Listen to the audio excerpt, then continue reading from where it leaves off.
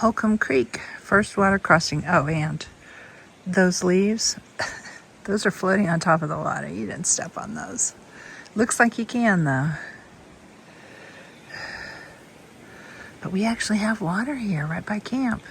A little bit of a late start today, 6:23. I think I've got about 18 miles to go to get into Big Bear Lake, where we're staying. Didn't sleep well last night. The storm, the wind came in really bad, and I had to get up and put rocks on my tent stakes because we were camped in sand. It was really blowing hard. The whole tent was shaking. It held up fine though. It's okay today, it's around 50. No rain right now. I was able to get up and get packed up in between rain showers. So today's going to be an exciting day. We've got an atmospheric river coming. We're going to be getting rain most of the day today. And we just had a few sprinkles so far. We had a big storm last night though, heavy wind, very little rain, but some rain. But anyway, atmospheric river for 2 days of rain, then 2 days of snow. So that's exciting. We're getting to town later today. We have 18 miles to go from where we camped and about 4,000 feet of elevation gain to do. So it's going to be a hard day, a real hard day. And this part of the trail is not super well maintained, apparently. It's what we've been hearing. I have seen some cut bushes though. So, but it's kind of like this where you have to go around stuff. And it's all uphill. All.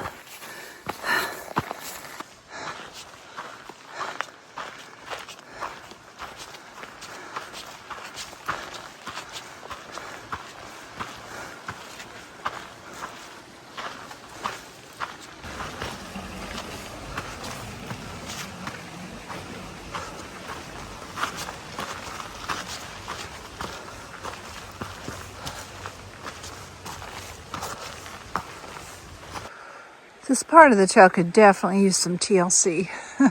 Lots of blowdowns and overgrown areas. People have asked what gear I'm using, and I'm going to do a gear video. I did start with a gear video way back when I started the hike. Most of the gear is the same. I've dropped a few items, and some items are things that I use in the winter and not in the summer. But there is one gear video already, and I'm planning on doing a gear video that goes over what I still am using when I get off trail. So I was going to go over the big 3 items. Those are the big items: the tent, the sleep system, and your backpack. Those are the areas that you want to get the very best, the very lightest you can afford, especially if you're older like me. Because when I first did my first backpacking trip, 76-mile foothills trail, all mountains, every mountain, I thought I was going to die. I was carrying over 40 pounds. And I didn't have a lot of extra stuff with me. It was just a 4.5-pound tent, a 4.5-pound backpack, and a heavy sleeping pad. It was a Climate.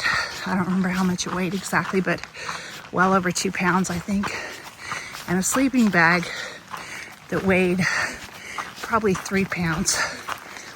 I would get down like a turtle, and I couldn't get back up when I'd have to go over blowdowns and stuff. I'd have to take my pack off. I could barely lift my pack. I'd have to put it up on rocks and stuff run a hill to get it on. It was miserable. And I realized I had a choice. I could not be miserable and buy lightweight, ultralight gear, which I kind of thought was silly before.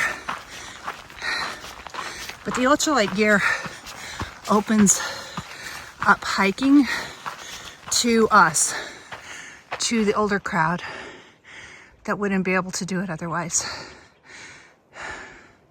The youngsters, people that just left the army or service and carried 100-pound backpacks, they're fine doing that, carrying 50, 60 pounds, but not me. So I replaced my slightly heavier good gear with ultralight gear and was able to drop down to less than half of that for my big 3. You can get backpacks that are pound, pound and a half. You can get tents that are pound, pound and a half. You can get sleeping bags that are under a pound. Now the ultralight gear is going to cost you more. You may not be able to pick it up at REI, although they do have some good gear like the Flash 55 pack, and they have like the Tiger Wall, Big Agnes Tiger Wall tents that are good. They do have some stuff, but you may have to order stuff from cottage companies, which means you can't try it on, can't try it out ahead of time, but most of them have a real good return policy. If you don't like it, they'll take it back. The ultralight gear isn't as important if you're just hiking from a parking lot a few miles in to a tent site. I'm talking about if you're doing, 100 miles, like the 76-mile Foothills Trail, if you're doing thousands of miles, like the Pacific Crest Trail, the Continental Divide Trail, or the Appalachian Trail, that's where it really makes a difference, because you're less likely to be injured if you're carrying less weight, and you're more likely to do the hike if you're not miserable, because you're going to be miserable, and weight is just one way you can make your hike less miserable, because you will be miserable no matter what.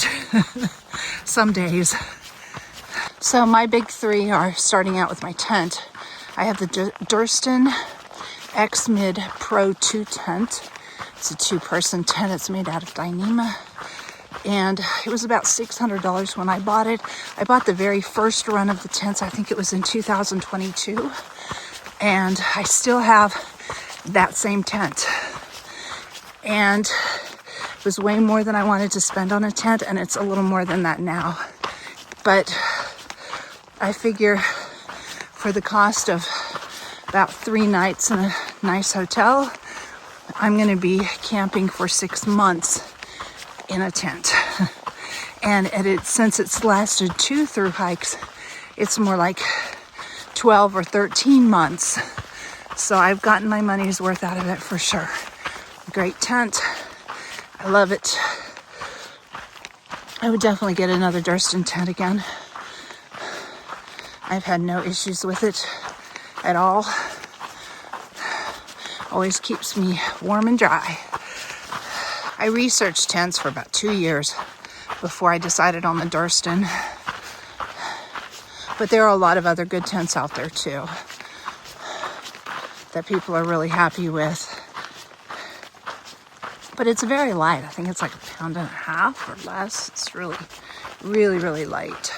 When you get the box, it feels empty. I also, sticking with the theme, was researching backpacks.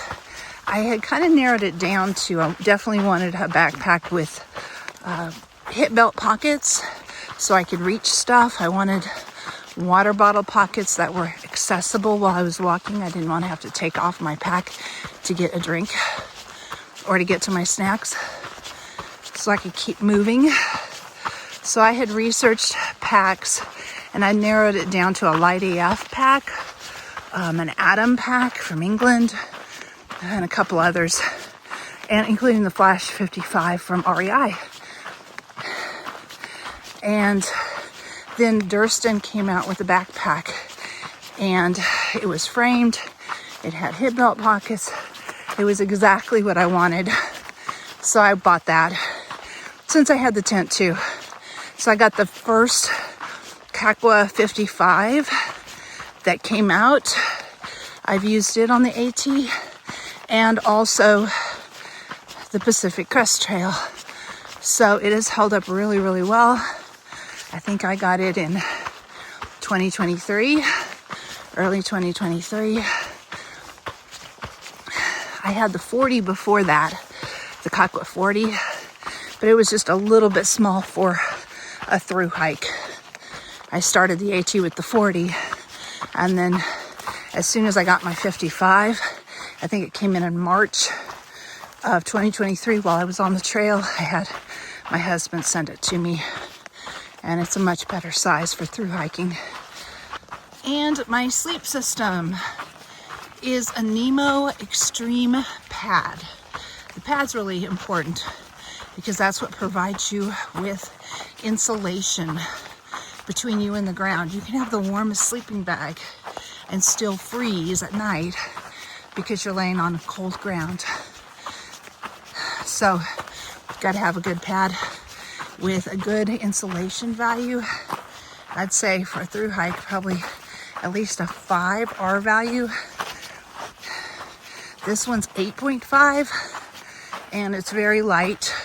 I think it weighs about a pound, and it's very small. It rolls up small, which is good.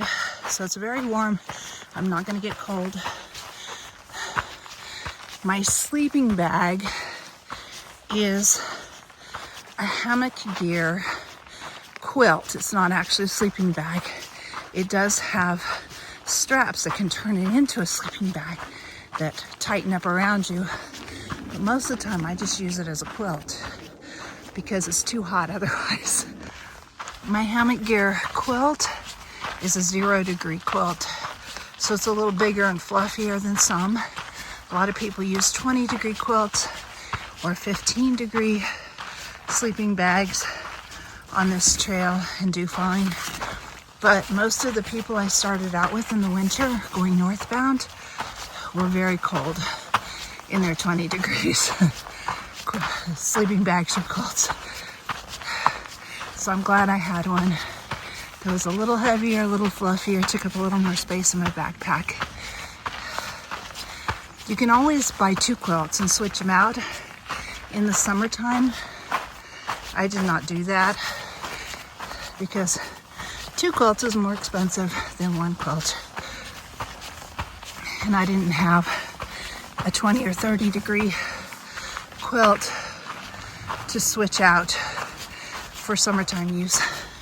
So the 0 is pretty hot in the summer. Really hot.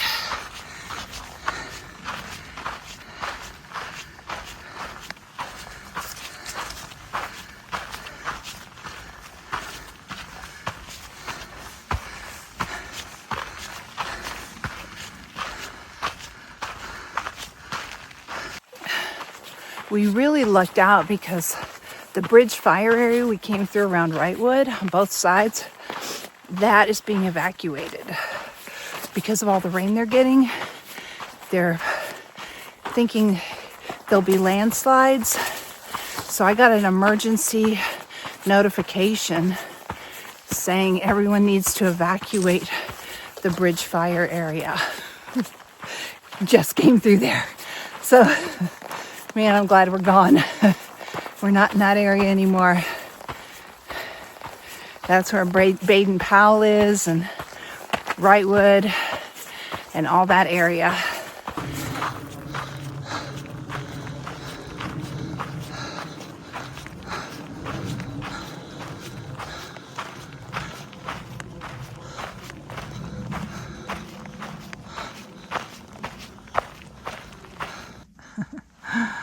Lovely. Yep, somebody's come through and clipped some bushes back.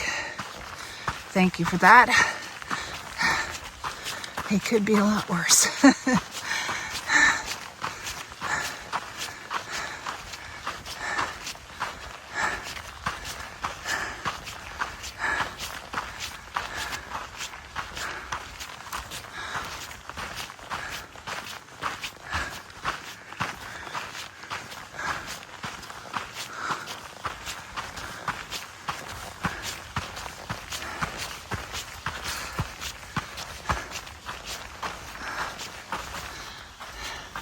Well, I almost forgot my pillow. I have the Outdoor Vitals pillow, which I also used on the AT. It died about New Hampshire. It was free, so I'm not complaining. And then I got another one. I ordered something, and they'll send it to you for free if you order something sometimes. So I ordered something, and they sent me another pillow for this hike. So it's still going strong. I also put a buff over it as a pillowcase, and I have a little piece of elastic that I put through the loops on the ends. That way it attaches to my pad and doesn't roll around, slide off my pad. I can tell you, umbrella does not work on this section. I have an umbrella. I'm having to use my raincoat. I put it up several times when the trail clears, and then we get to sections like this, and there's just no room for an umbrella. Way too overgrown for that.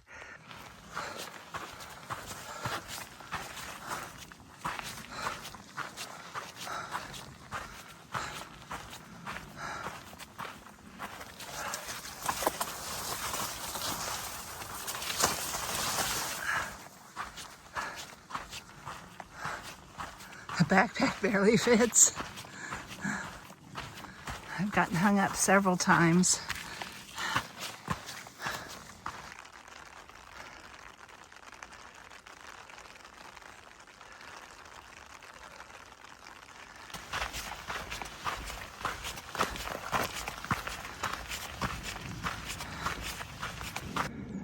I camped right there going northbound. Cowboy camped right there. No tent. Well, this is the trough, Little Bear Spring, that I'm going to get water out of.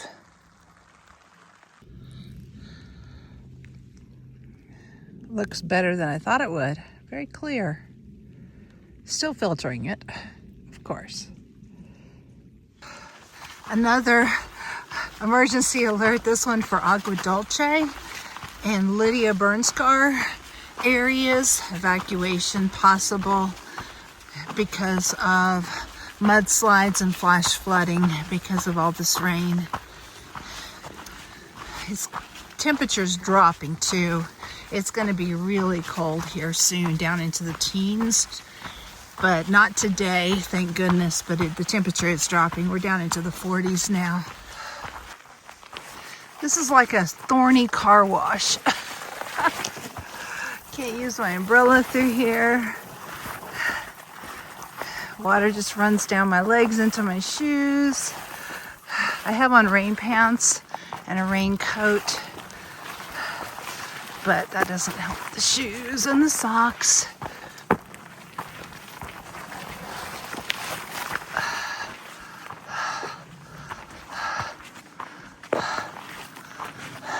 And when you hit the trees, the branches, it just dumps water, all the water out of the trees right down on your head.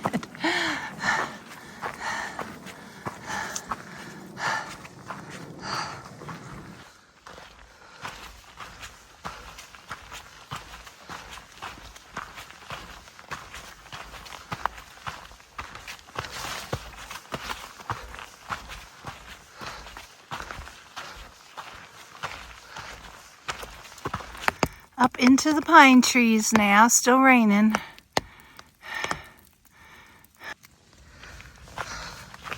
At 7,800 feet right now. I still have a little bit of a climb to do later. I'm gonna go down and then a little climb back up. But the all-day climb, the majority of it is over. Thank goodness. The trail was difficult just because it was so overgrown and had so many blowdowns. This part of the trail, now that I've gotten up here into the forest, is much better. I can use my umbrella. I'm kind of drying out now. My rain clothes are drying out. It's much better. I'm warming up. We posted to the Big Bear, I guess, Trail Angels page, and somebody offered to not only pick us up, but host us, all four of us. That's really nice. So we've got a place to stay tonight too. Get out of the storm.